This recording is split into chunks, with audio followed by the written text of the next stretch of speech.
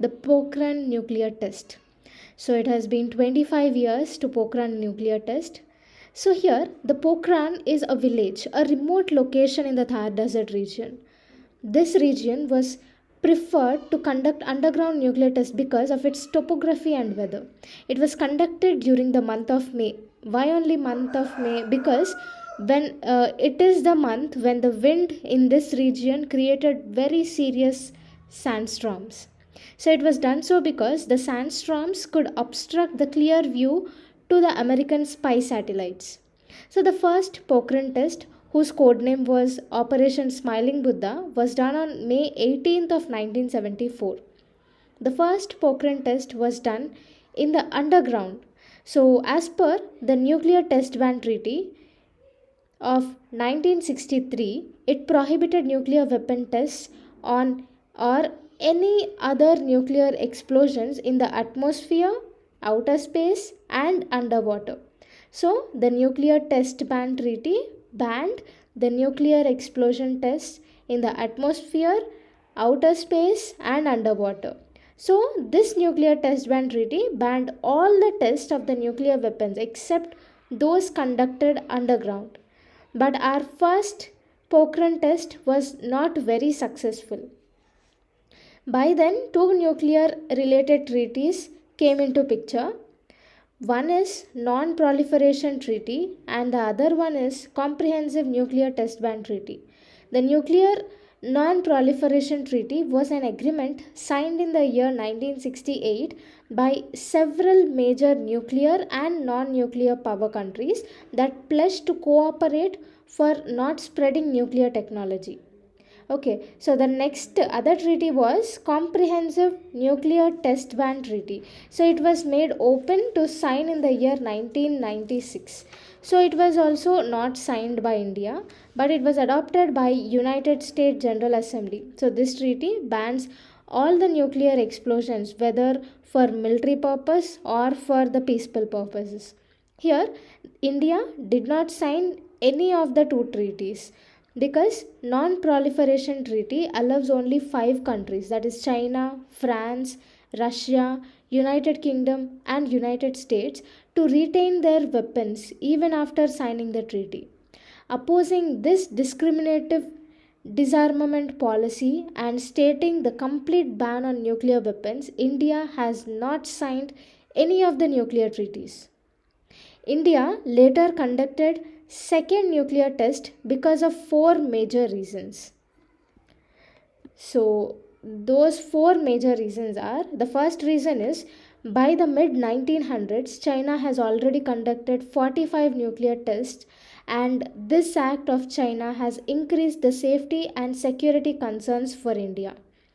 The second reason is China also conducted nuclear test for Pakistan in May 1990. So this act has given courage to Pakistan to acquire Jammu and Kashmir and Punjab regions. The third reason is there was a constant pressure on India to sign non-proliferation treaty and comprehensive nuclear test ban treaty. If India has would sign any one of these treaty, maybe we could not conduct any of the nuclear tests till now. And the fourth reason is the discriminatory attitude towards India. Due to these four main reasons, India has to conduct Pokhran 2 nuclear test to gain strength and respect. Pokhran 2 nuclear test code name was Operation Shakti. So it was conducted on May 11th, 1998. So India has carried out a series of 3 nuclear explosives, and it included a thermonuclear device along with a fission device. So these devices are the second generation nuclear weapons which can lead to a high explosion. The second nuclear test was successful and India has declared itself a nuclear weapon state. After that, in the year 2003, India has officially released nuclear doctrine. It states that India will not be using nuclear weapons first unless any country tries to attack. India will control the exports of nuclear and missile related materials and technologies related to nuclear test. And India will stick to the goal of nuclear weapon free world. India will not use nuclear weapons against a non nuclear weapon state. So, these are some of the important points mentioned in the nuclear doctrine. So, we have another important body to learn here, that is the Nuclear Command Authority. So, all the operations for nuclear weapons and all the decisions regarding nuclear tests are taken by this body. The command, control, and operational decisions for nuclear related programs are taken by this body. It contains political council and the executive council. The political council is chaired by Prime Minister and the executive council is chaired by the National Security Advisor. So this topic was in news because on May 11th, 2023, India has celebrated 25 years of Pokhran 2 nuclear test. So let's know about the topic United Nations. So United Nations is an international organization. It was established after World War II with the aim of preventing future world wars. It was established in the year 1945 to maintain international peace, security, for protecting human rights, for delivering humanitarian aid, for promoting sustainable development, for upholding the international law. So, to deliver its functions internally, it contains six principal organs. So, they are the General Assembly. General Assembly is the main policy making organ of the organization of United Nations. The second internal organ is International Court of Justice. It is also called as the World Court. So it settles disputes between one or two countries based on the international law. The third organ is Trusteeship Council.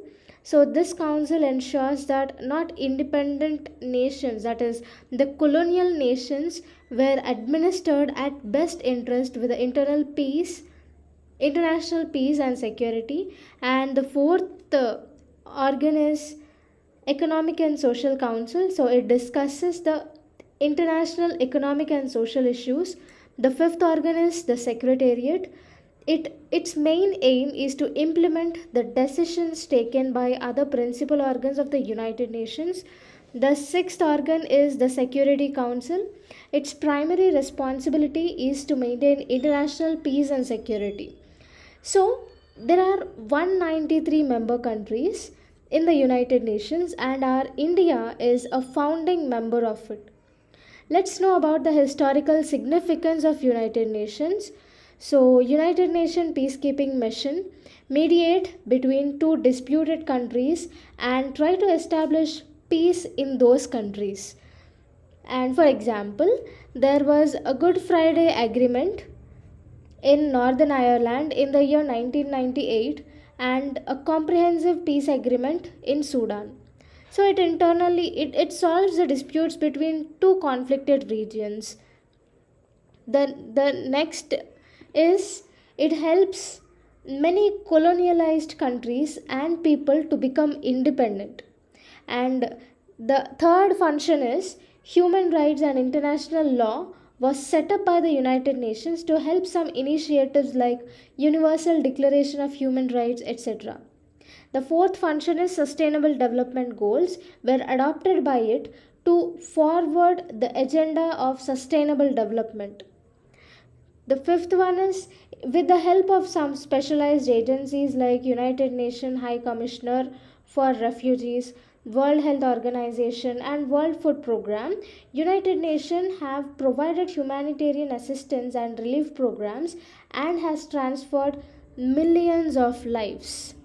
It has transformed some millions of lives to be in a peaceful place.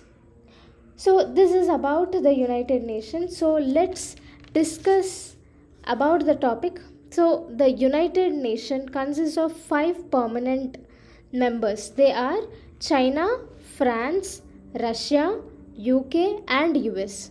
The G7 countries consist of France, Germany, US, Japan, Italy, Canada, and UK. So recently, 49th G7 summit was held in Japan. So in this summit, India has questioned on the ability of United Nations in preventing the conflicts. So here we have to notice one thing. The 3 out of 5 permanent members of the United Nations are present in the G7 countries. They are US, UK, and France. So these are the 3 permanent United Nations members, and these countries also are present in the G7 countries. So here the P5 members of United Nations have veto power. So P5 is nothing but the 5 permanent members of United Nations. So they have the veto power. So they have the power to stop any decision which was taken by the United Nations. So these P5 countries are using veto power to serve only their interest. Like China using its veto power for its interests in Pakistan. Because of this veto power, the United Nations organization could not fully implement humanitarian assistance or make peace treaties between the disputed countries, or can send some resources or financial aid to the countries who are in conflict with these P5 countries. So, before we have seen over here the role played by the United Nations historically. It has made several peace agreements. It has transformed millions of people's life. It has provided humanitarian assistance and relief. It has developed the self development sustainable development goals, and many things, many initiatives were taken by the United Nations before, but now it is slowly deteriorating, and it is only up to the interests of the P5 countries. So, for these reasons, India has questioned on the accountability of the United Nations functioning, and has also questioned about why they have not been defined terrorism till now, as India have issues related to cross border terrorism and terror attacks from Pakistan, which is getting support from China, which is also one of the P5 country P5 countries of the United Nations.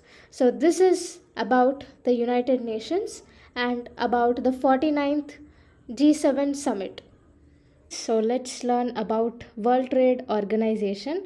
So here I'll tell you why this organization is in use. In the year 1997, India has signed Information Technology Agreement, that is ITA agreement, okay, which aims to eliminate all import duties and other charges on information technology products. Okay, so it has been 25 years. 25 years have been completed. Now India want to encourage global manufacturers to invest in India and reduce India's dependence on the imported goods. So, our Indian government has raised import duty from 7.5% to 15% in the year 2019, and then from 15% to 20% on the same, on some electronic items including cell phones, television, to boost make in India products. Okay, but European Union, which is our one of the important trade partner internationally, so European Union has challenged this act, that is raising India raising import duties on those electronic items. So in European Union has challenged this act of India in the World Trade Organization and stated that India has violated the Information Technology Agreement, that is ITA agreement, which was signed in the year 1997, which provides zero duty on information technology products. Okay, on the other side, India's side is import duties were raised. They are telling that we raised import duties, right? So here import duties were raised to protect and encourage the domestic industries, and it also stated that mobile phones and other new gadgets were not functioning when this ITA agreement was signed. Okay, in the year 1997, mobile phones, all this huge trade on mobile phones and televisions were not present that time. So for that reason, that will be not included, and so for that reason we have raised this tariff rates. So this was the statement said by India. Uh, so India stated that those products will not come under the agreement. And for increasing import duties, at first European Union filed a case, but later on even Japan and Taiwan also joined and filed the case upon the same issue, that is on increasing the import duties. So the judgment came against India, but India has again appealed in Geneva, which is the headquarters of World Trade Organization, regarding the judgment. So this is the dispute between India and European Union, Japan and Taiwan. Now, World Trade Organization should solve this issue on the context we are studying about the World Trade Organization. Okay, so let's study about the World Trade Organization. So it is an international organization established under the Marrakesh Agreement and came into force on January 1st of 1995. Okay, so World Trade Organization takes care of the peaceful trading of goods and services between the countries worldwide. So it has 164 members and its headquarters is located in Switzerland, Geneva. And World Trade Organization have 7 important agreements. Based on these agreements only the World Trade Organization functions. Okay, so the first agreement is the Agreement on Agriculture. See, this agreement is very important because in India we provide food subsidies. Even during COVID time we provided food subsidies. We provide midday meals, that is providing nutritional support and food for children. Okay, so all these are based upon these agreements only. We have to see, if I am the Prime Minister and I want to provide free food subsidies, then I have to go to World Trade Organization and then I have to get a permission regarding these subsidies. Okay, so this subsidy is very important. In this agreement only we'll get green box, amber box and all those boxes. So this under this it has a very vast topic. We'll study about it later on in another video. So let's know about this. The Agreement on Agriculture. So generally governments worldwide make subsidies and policies of free distribution of food and all which may restrict trade and distort markets. So here if India provides free food subsidies as it wish, it may provide international distortion of trade, okay, and restrict trade in some areas. So Agreement on Agriculture is very important. So to address the government policies that distort trade markets and restrict trade, this treaty, the Agreement on Agriculture, is signed. Okay, the second agreement is the trade related aspects on international intellectual property rights, or TRIPS agreement.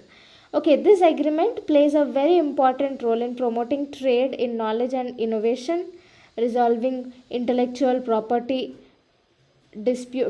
trade disputes, and ensures World Trade Organization members the freedom to pursue their domestic goals. Okay, so under this agreement it ensures, the World Trade Organization ensures the freedom to pursue their domestic goals by providing intellectual property rights security.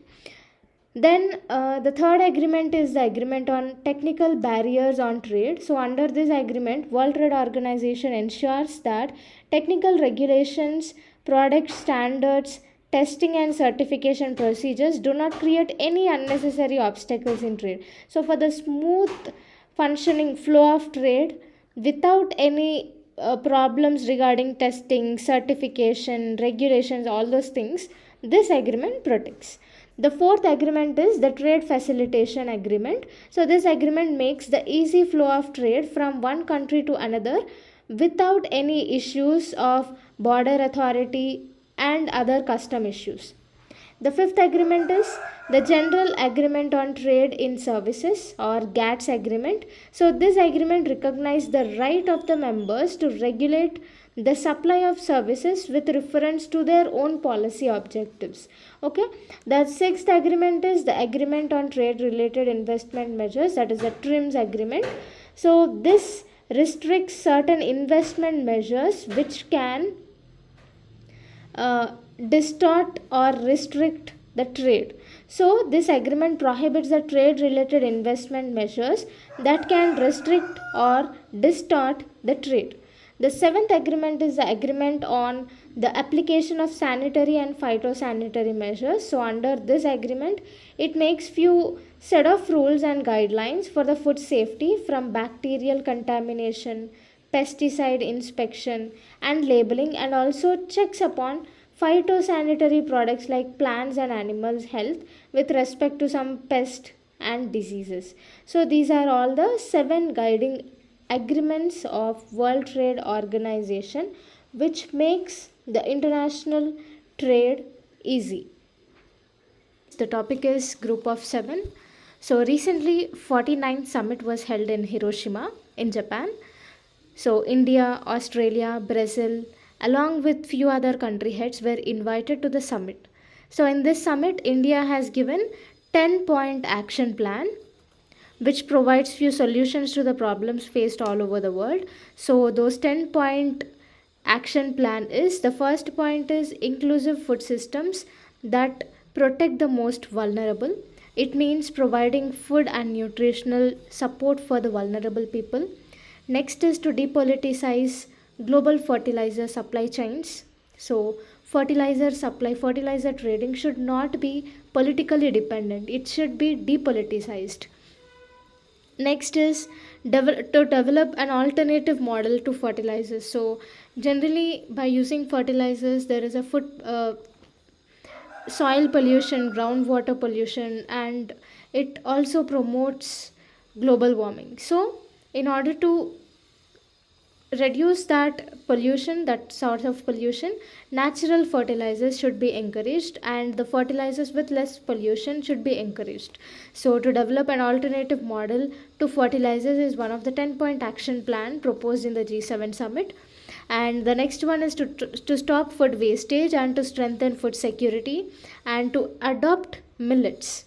Next is to develop models inspired by the needs of the global south. So here the global south are the regions which are the poorest and the least industrialized countries. So those countries include the countries of Africa, Latin America, Caribbean, Asia without Israel, Japan, South Korea, and Oceania without Australia and New Zealand. So these global south countries are the regions which consist of the poorest and the least industrialized countries.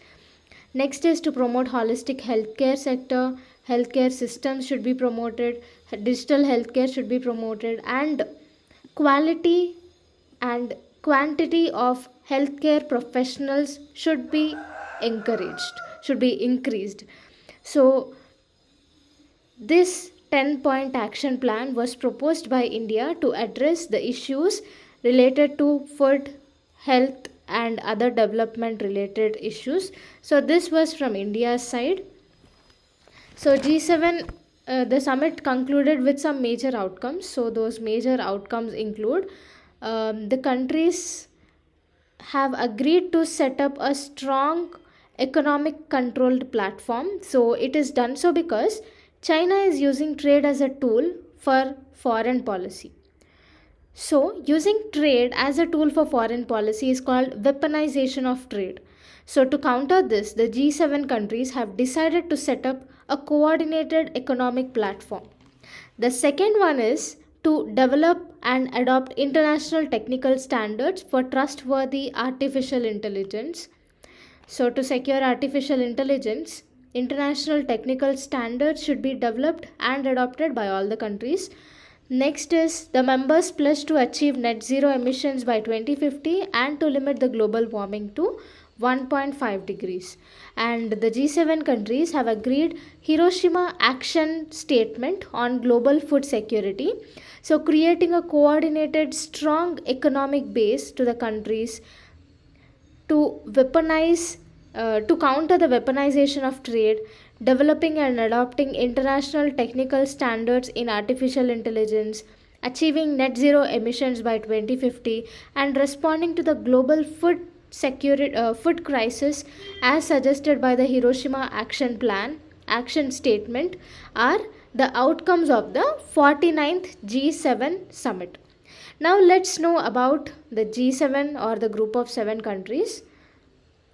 So it is a group of international top trading and industrialized countries. Its members are France, Germany, US, UK, Italy, Canada. So these are the 7 members. This is a simple trick to remember G7 countries. From Gujarat, I see U. So F for France, G for Germany, U for US, J for Japan, I for Italy, C Canada, and U for UK. So from Gujarat, I see U is a trick to remember G7 countries. So these countries meet every year and discuss on the issues related to international security, global economic governance, and other problems faced by the countries of G7.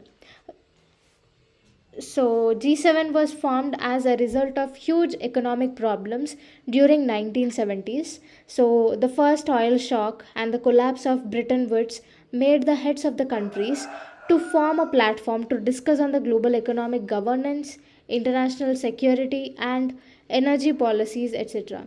So later on in the year 1998, Russia was included in G7.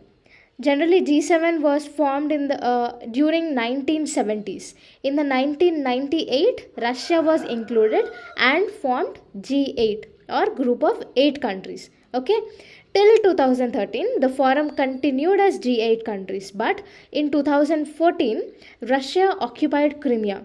So, stating this act as illegal by the US and other powerful countries. They suspended Russia from the G8, and from then onwards it was renamed as G7.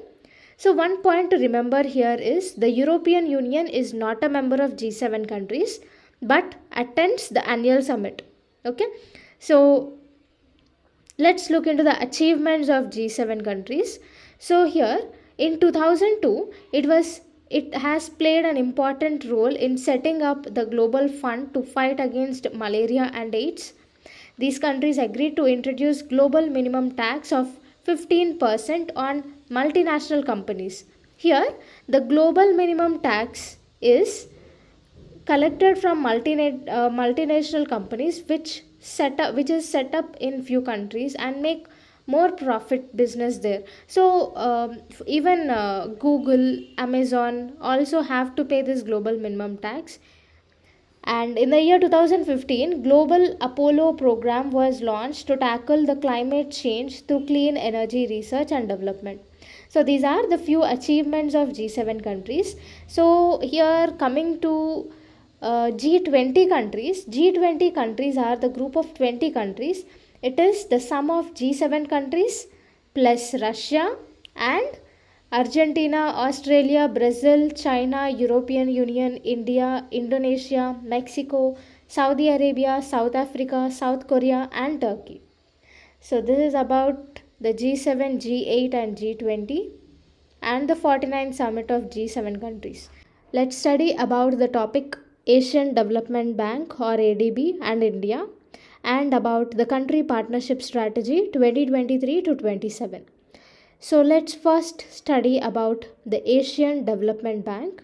So Asian Development Bank was established in the year 1966 and it was formed to provide financial and technical assistance for the sustainable growth of Asia and Pacific regions. Its one of the major goal is to remove extreme poverty in Asia and Pacific regions. It consists of 68 members and out of them 49 members are 49 countries are Asian and Pacific countries and 19 countries are from outside Asia and Pacific regions. India is a founding member of Asian Development Bank. Coming to shareholdings, US and Japan have highest shareholdings in this bank. It has 15.6% of shareholdings, but these two countries come under non-borrowing member category. And India and China also have shareholdings. So China have 6.4% of shares and India have 6.3% of shares. Both India and China comes under borrowing category. So here US and Japan have non-borrowing status of shareholding. That means they have shares but they will not borrow from this bank, whereas India and China have borrowing status. That means they have shares and they can borrow from this bank. So Asian Development Bank has introduced country partnership strategy in order to deliver its services from country level in order to boost infrastructure, to reduce poverty, and to encourage development projects by providing them loans, technical assistance, etc. So, the country partnership strategy was previously introduced in the year 2018 to 2022 in India. Under this program, its main objective was to support the government goals of faster, inclusive, and sustainable growth through the rapid economic transformation and also by creating jobs. Now, again, from 2023 to 2027, other strategy was introduced. So, other country partnership strategy was introduced. So, its time period is from 2023 to 2027. And the three pillars of this strategy are: the first one is to improve infrastructure and job creation in India. The second pillar is to promote clean energy in most of the sectors. The third pillar is to improve agricultural productivity, human capital formation, and to improve the quality of services. So, to promote developmental programs and reduce extreme poverty in the countries, this country partnership strategy was formed. So the loan amount will be given in the ratio of 70 is to 30. So 70% of loan will be given by Asian Development Bank and 30% should be borne by India for the country partnership strategy 10-year period. Okay, so this is about the country partnership strategy of 2023 to 27. The topic is West Asia. So here recently Saudi Arabia has hosted a meeting with national security advisors of India, United States and United Arab Emirates. So on this topic it was in news. So first of all, look at the map of West Asia. Here West Asia consists of the countries of Turkey, Iraq, Iran, Syria, Lebanon, Israel, Jordan, Saudi Arabia, Qatar, United Arab Emirates, Oman and Yemen. So these are all the countries related to West Asia. And let's know why West Asia is important for India and the world. So regarding energy resources, it is important. West Asia provides the world's largest oil and gas reserves, and especially Saudi Arabia, Iraq, Iran and United Arab Emirates. These four countries are the major producers and exporters of oil, and West Asia is geostrategically very important for us. The Suez Canal, which promotes 90% of the trade, is located in this region, and it is also strategically located between Europe, Africa and Asia. So this West Asia connects countries and continents, and it is also significant for religious and cultural perspectives.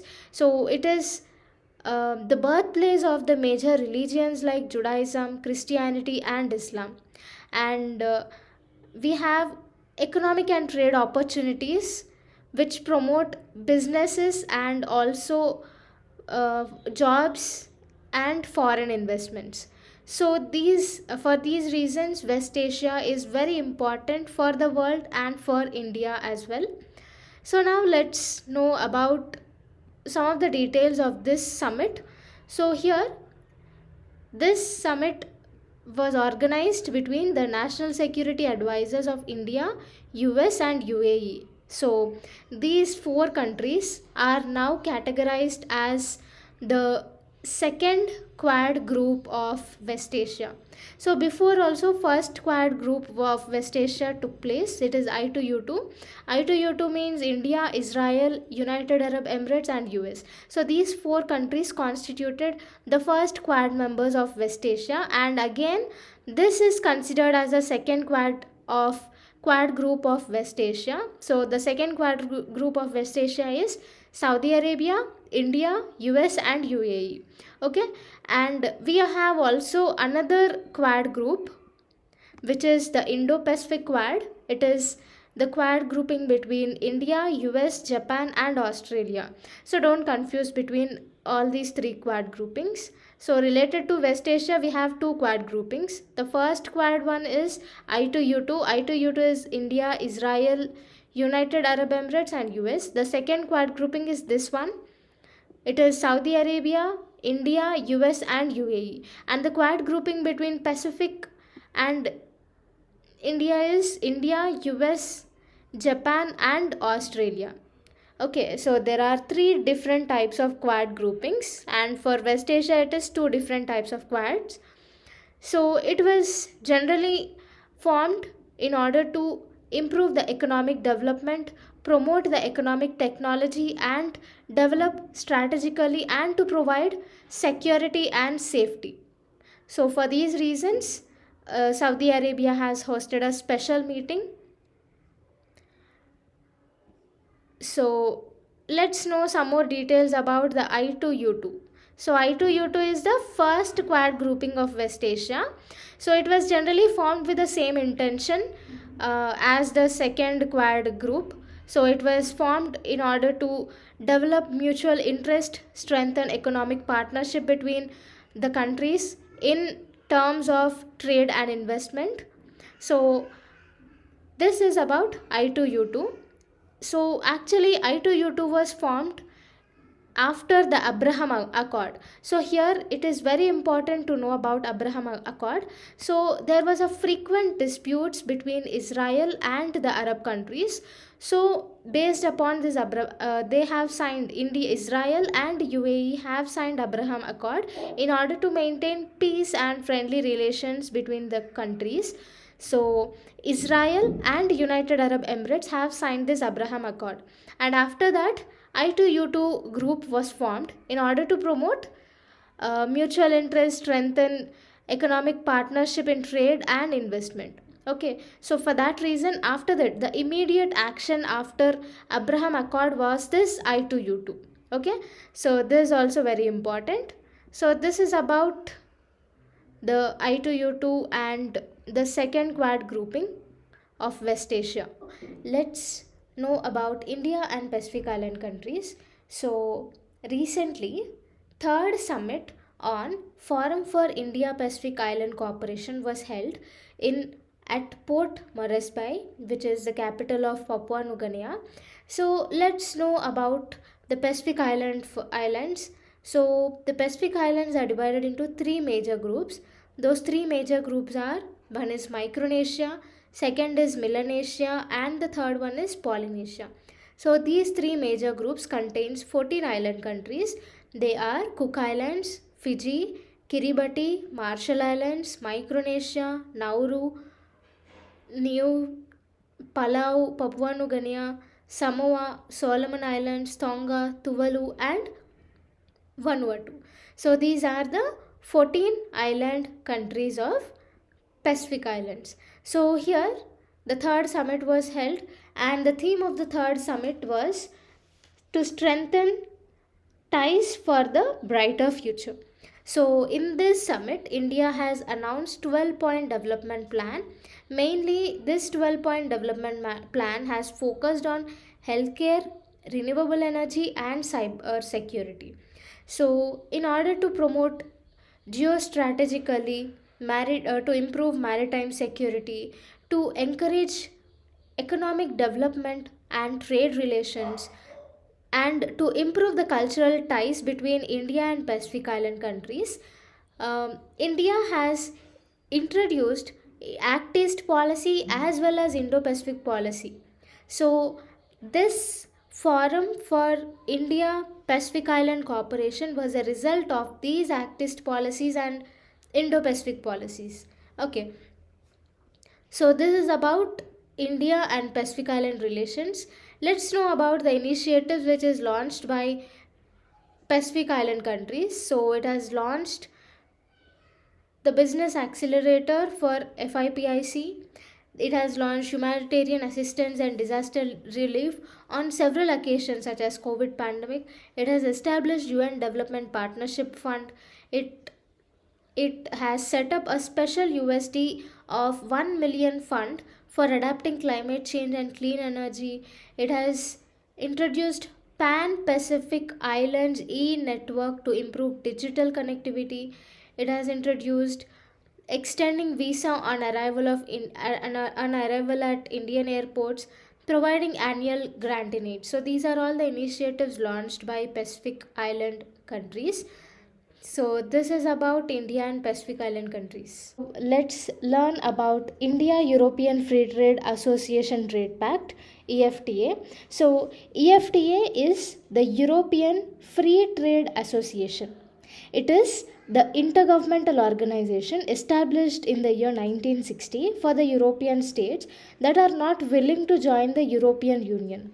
Okay, so it consists of four countries. One is Iceland, next is Liechtenstein, third one is Norway, and fourth one is Switzerland. So these four countries constitute European Free Trade Association, that is EFTA. So these four countries are also referred as EFTA countries.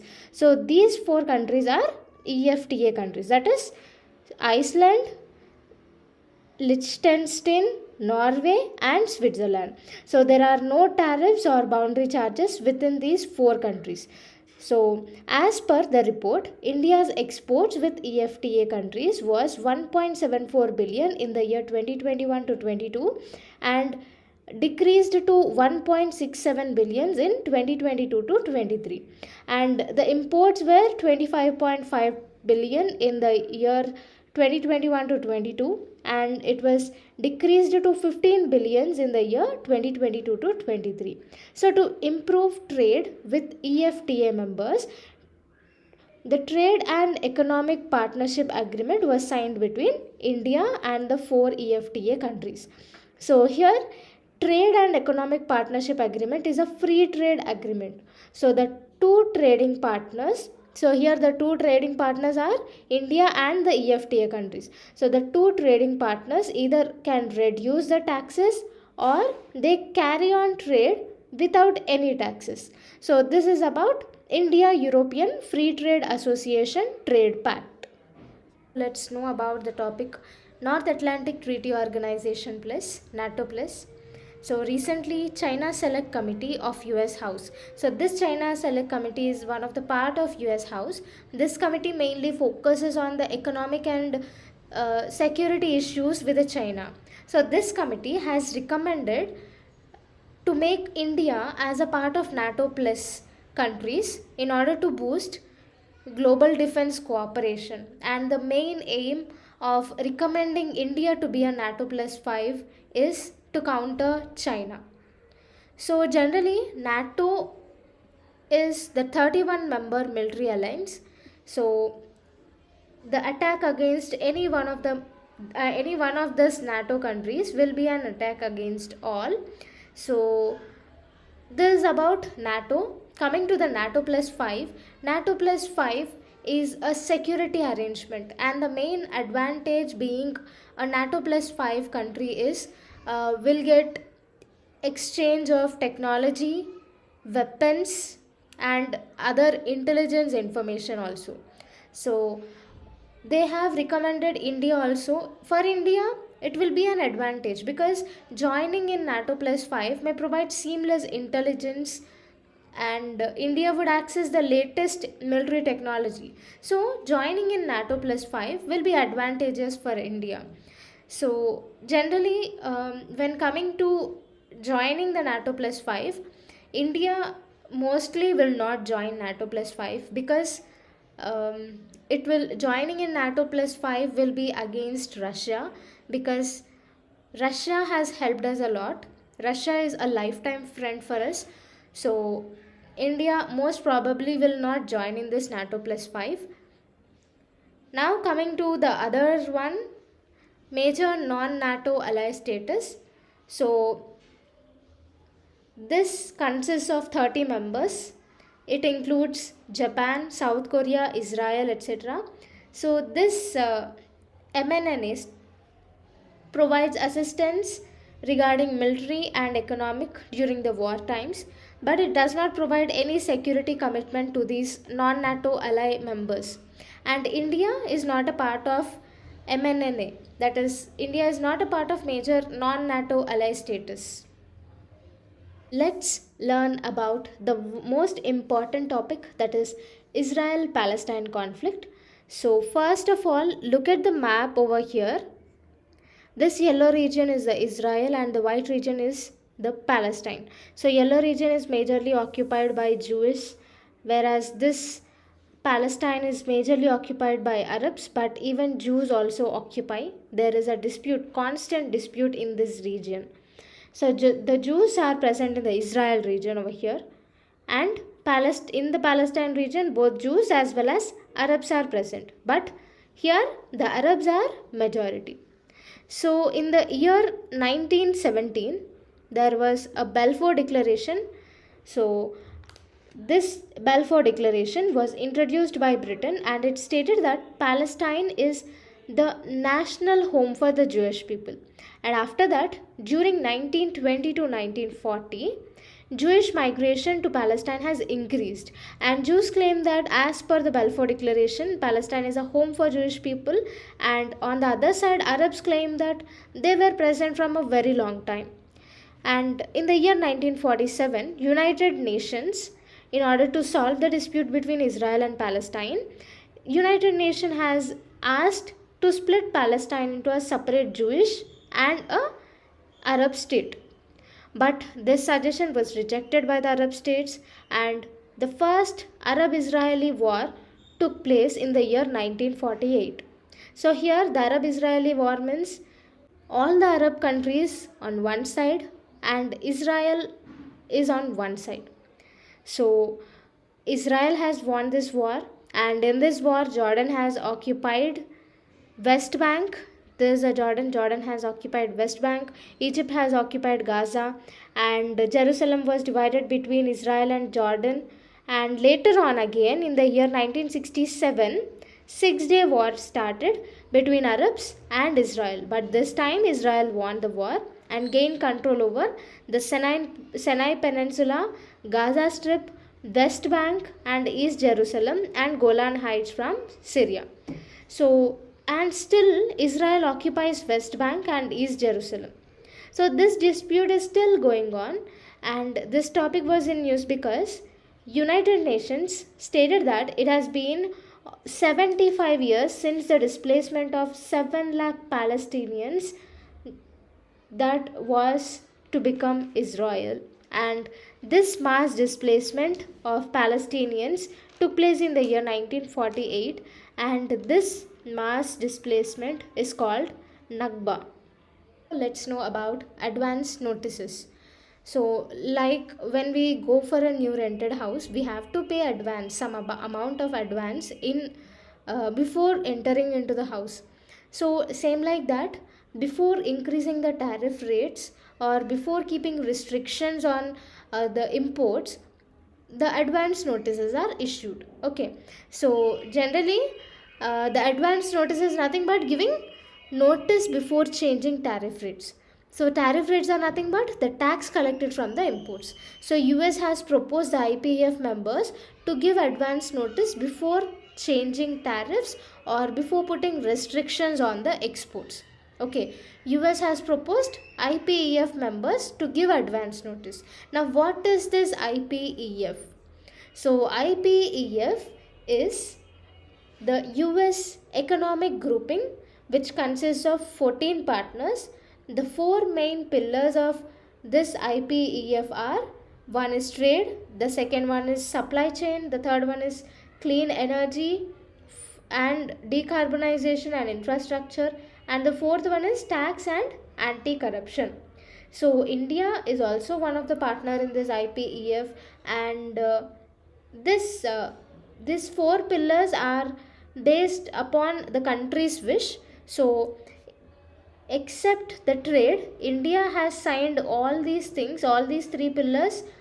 India is a part of these three pillars, but except this trade. Okay, so this is about IPEF. So I hope you got the common idea about this IPEF. So IPEF is the US economic grouping.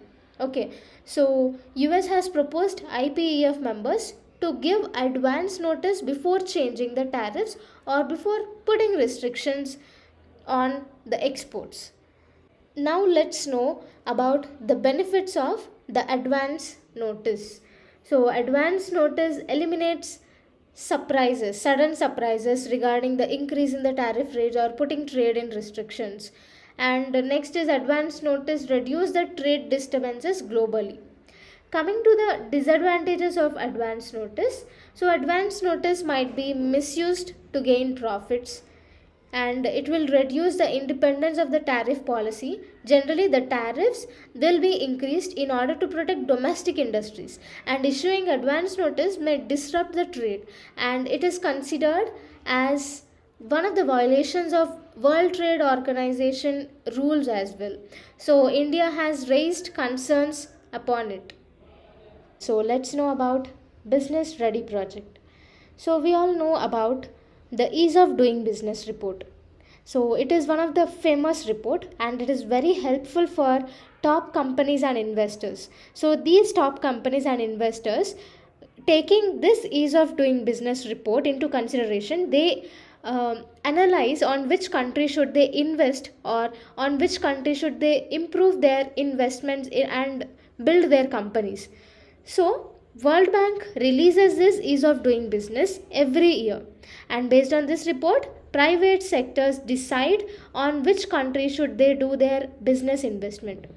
But from the year 2021, World Bank has stopped publishing ease of doing business report because some individuals have revealed the truth that in the year 2021 ease of doing business report, in that ease of doing business report, the rankings of China, Saudi Arabia, Azerbaijan and UAE has been altered, and they submitted proofs also for this.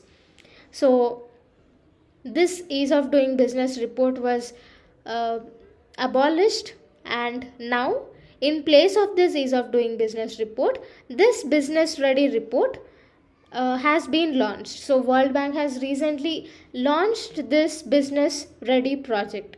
So this is also the similar way think of ease of doing business report, but it has more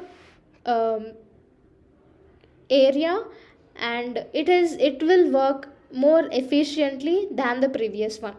So this this business ready report or the business ready project was launched by the World Bank recently.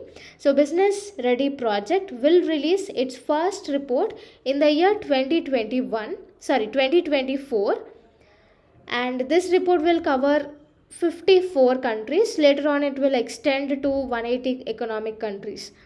So this is about business ready project. Let's learn about the concept innovative finance facility for climate in Asia and the Pacific. So this innovative finance facility for climate in Asia and Pacific is also called as IFCAP.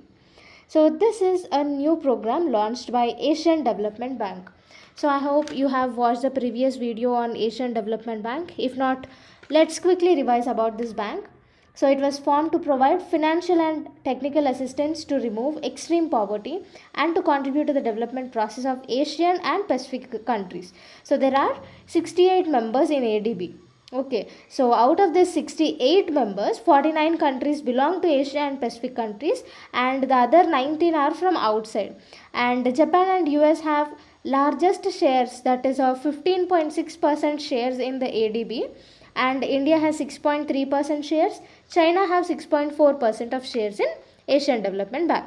So now coming to our topic, Asian Development Bank has recently released the IFCAP program in order to provide assistance to the impacts or the effects caused by climate change. So Asia and Pacific regions are vulnerable to the effects of climate change. So the impacts of frequent hurricanes, droughts, uh, floods, sea level rise, all these are very huge in Asia and Pacific region. So to provide financial assistance and to tackle the effects of climate change, ADB has launched this IFCAP program. So under this program, different countries came forward to contribute to the to finance this program. So those countries are Denmark, Japan, Republic of Korea, Sweden, UK and US. So this kind of IFCAP program is very useful for Asian and Pacific countries, because every time a climate disaster occur, there will be a huge loss of life, there will be a huge loss of infrastructure, loss in huge number of businesses, etc. So for them, providing a financial help and supporting them is a very good initiative. So let's know about the benefits of IFCAP. So this acts as a multiplier effect. So multiplier effect means if you give 1 rupee, then with their skills they develop, they multiply it and they'll give output as 5 rupees. Okay, so this IFCAP program will act as a multiplier effect. So Asian Development Bank guarantees that for every $1 it will be accelerating up to $5 and donate for the climate change. And the program also supports the Asian Development Bank goals of contributing $100 billion. So it has actually, Asian Development Bank has set a goal to finance $100 billion from 2019 to 2030 to support climate finance. So by launching this IFCAP program, it can also fulfill its goal. So this IFCAP program is not the only one climate finance program. There are many such climate finance funds. There are you can see the Global Environment Facility, the GCF, Adaptation Fund, Loss and Damage Fund, etc. So here one important point to notice to learn here is GEF, Global Environment Facility, is launched by UNEP. Green Climate Fund, GCF, is launched by UNEP. Both are launched by UNEP. And Adaptation Fund is launched by UNFCCC.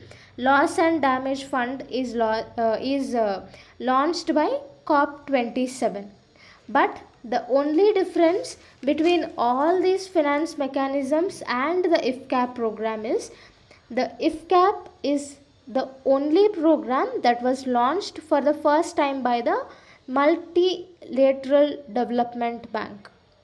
So all these are launched by other organizations, but from a Multilateral Development Bank, IFCAP program is the first one to arrive. Okay, so this is about IFCAP. Topic is World Bank President. Before getting into the topic, let's take a quick revision on World Bank. So World Bank was created in 1944 under the Bretton Woods Agreement. So World Bank was established in the year 1944 and it consists of 189 members. India is also a member of World Bank, and World Bank has 5 development institutions. One is IBRD, that is International Bank for Reconstruction and Development. The second one is IDA, International Development Association. Third one is IFC, that is International Finance Corporation. Fourth one is MIGA, that is Multilateral Guarantee Agency. Fifth one is ICSID, that is International Center for Settlement of Investment Disputes. So World Bank was created under Bretton Woods Agreement. The main aim of the World Bank is to provide financial and technical assistance for developing nations and help them to become a developed nation. So here in the World Bank, the president of World Bank is chosen through the merit-based and transparent process. The candidates must be nominated by executive directors of the World Bank. So recently, Indian American was appointed as the World Bank president. So the president of the World Bank is an ex officio chair of Board of Executive Directors of IBRD, which is one of the institutions, as well as IDA. So the topic is Washington Declaration. On 26th May of 2023, 70th anniversary of US and South Korea bilateral relations was celebrated. So it has been 70 years of friendly relations between US and South Korea.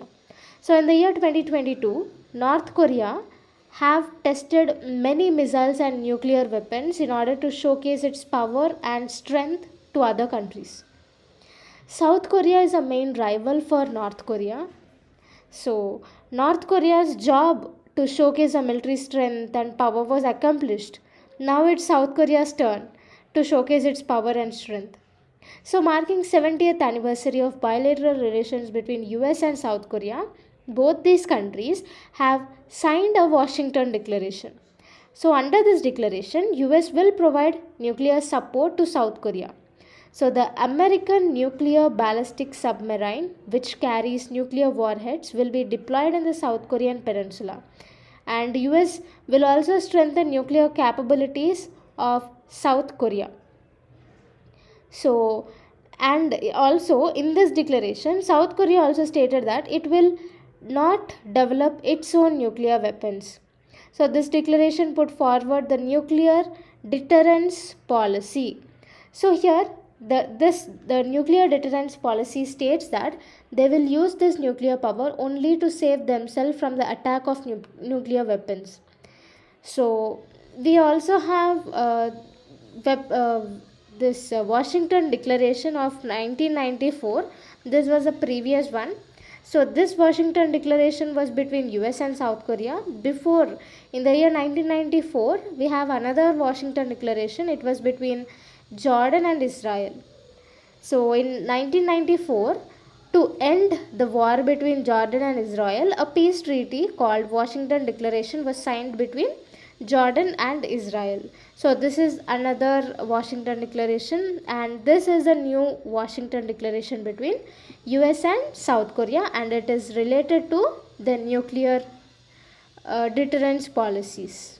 The topic is International Organization for Migration, or IOM. So it was established in the year 1951. There are 175 member countries including India in this organization. So this IOM is a part of United Nations organizations. So there are four main functions of International Organization for Migration. So the first one is it looks after migration and development. It makes migration easier. It regulates migration, and it looks after the forced migration. So recently, for the first time, woman has become the first Director General of International Organization for Migration. So this was a first time from 1951 for a woman to become the Director General. Before, it was men every time, but this time it is women. The topic is 6th Indian Ocean Conference, IOC. So Indian Ocean Conference is the annual international conference that mainly focuses on geopolitical development, economic development, and also strategic development. So this conference provides a common platform to discuss under development needs and issues of Sagar Initiative. So the first Indian Ocean Conference was held in 2019 in Singapore, and this year the 6th Indian Ocean Conference was held in Bangladesh. So the members from 150 countries and the heads of 25 countries have attended this meeting. So this was jointly hosted by Bangladesh Foreign Ministry as well as India based foundation. So it is a New Delhi based think tank. So this is about 6th Indian Ocean Conference. The topic is silkworm eating strategy.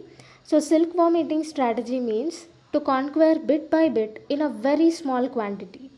This strategy was in use because China regularly is attacking on Taiwan's territory.